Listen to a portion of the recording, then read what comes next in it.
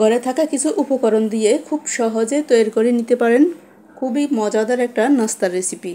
সকালে অথবা বিকেলের নাস্তা হিসেবেও খেতে পারেন। প্রিয় দর্শক, আসসালামু আলাইকুম, ওয়েলকাম মাই চ্যানেল। কেমন আছেন সবাই? আশা করি সবাই ভালো আছেন। যে যেখানে আছেন সুস্থ আছেন, নিরাপদে আছেন। দেশ ও দেশের বাহিরের থেকে যে যেখান থেকে ভিডিওটি দেখতেছেন, শুরুতে একটা লাইক দিয়ে ফুল ভিডিওটি দেখার অনুরোধ রইল।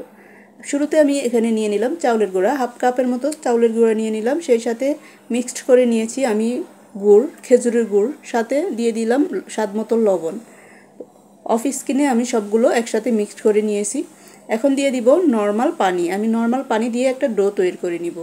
এখানে যে গুড়টা আছে, গুড়টা ভালোভাবে যাতে মিক্সড হয়ে যায়, যে দানা দানা ভাবটা আছে যাতে গলে যায়,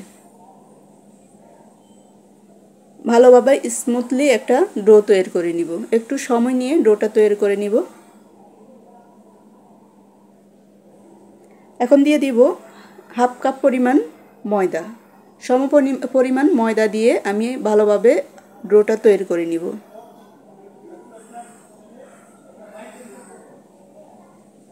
দুইটা মিক্সড করে তৈরি করলে খুবই সফটলি হয়, খুব খেতে খুবই মজা হয়। এখন ভালোভাবে আমি ডোটা তৈরি করে নিব।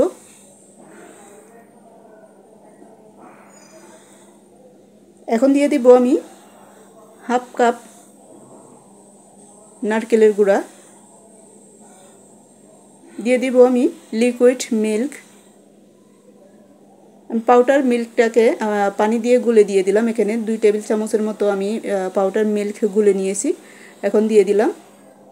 দিয়ে দিব 1 টেবিল চামচের মতো রান্না করা রেগুলার তেল।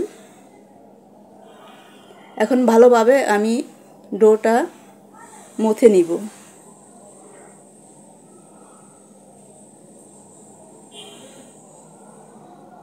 একটু সময় নিয়ে মথে নিতে হবে। আর ডোটা হবে আমরা রুটি তৈরি করি যেভাবে, ওই রুটির মতোই হবে সেম। এখন আমি একটা রুটির মতো তৈরি করে নিব। একটু মোটা রাখতে হবে। এই পিঠাটা তৈরি করতে হলে একটু মোটা সাইজে রুটিটা বেলে নিতে হবে। বেশি পাতলা করা যাবে না, তাহলে দেখতে ভালো লাগবে না। আমার প্রায় বেলা হয়ে গেল। এখন দেখিয়ে দিচ্ছি কতটুকু মোটা রেখেছি আমি। এমন মোটা রাখতে হবে, বেশি পাতলাও করা যাবে না, বেশি মোটাও করা যাবে না।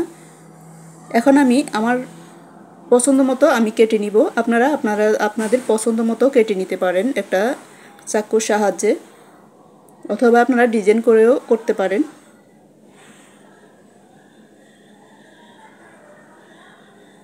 আমি চুলায় একটা কড়াই বসিয়ে দিয়েছি। এখন আমি পিঠাগুলো সাইজ করে কেটে নিয়ে আমি চুলায় চলে যাব।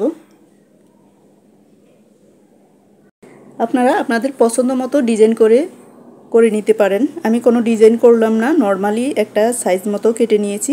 এখন চুলায় কড়াইতে আমি তেল দিয়ে দিলাম। তেলটা গরম হয়ে আসছে। এখন আমি এক এক করে পিঠাগুলো দিয়ে দিব। এখানে আর কোনো কিছু প্রয়োজন নেই।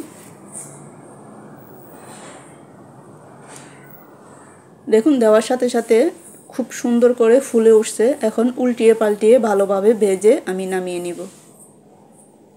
এই পিঠাগুলো তৈরি করে আপনারা রেখে খেতে পারেন। কয়েকদিন থাকবে, 1 সপ্তাহ থাকবে, কোনো সমস্যা হবে না।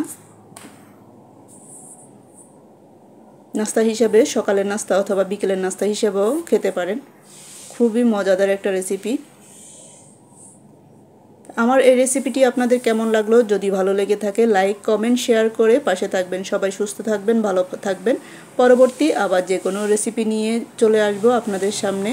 আমার হয়ে গেল সবগুলো পিঠা, খুব সুন্দরভাবে হয়েছে, ভিতরে খুব সফটলি হয়েছে, খেতে খুবই ভালো লেগেছে। তো সবাই ভালো থাকবেন, সুস্থ থাকবেন। এই পর্যন্তই, আবার দেখা হবে যে কোনো ভিডিওতে। আমার এই রেসিপিটি যদি ভালো লেগে থাকে কমেন্টে জানাতে ভুলবেন না। সবাই ভালো থাকবেন। আল্লাহ হাফেজ, আসসালামু আলাইকুম।